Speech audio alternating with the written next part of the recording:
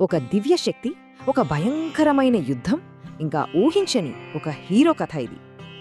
ఆ సమాధానం కోసం మనం ఆయన పుట్టుకతో మొదలుపెట్టాలి. ఆయనే కుమారస్వామి, కార్తికేయుడు అని కూడా పిలుస్తారు.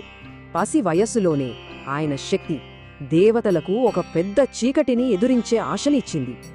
ఇక వాళ్ల సైన్యానికి నాయకత్వం వహించటానికి ఆయన చేతికి అపారమైన శక్తిగల ఆయుధాన్ని ఇచ్చారు.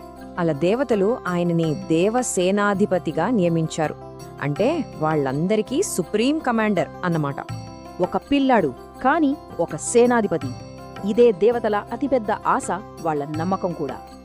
తన విధిని అంగీకరించి ఈ కొత్త కమాండర్ తన సైన్యంతో శత్రువుల వైపు కదిలాడు. మరోవైపు ఆయన కోసం ఎదురుచూస్తున్నది భయంకరమైన తారకాసురుడు, ఇంకా అతని మహాసేన.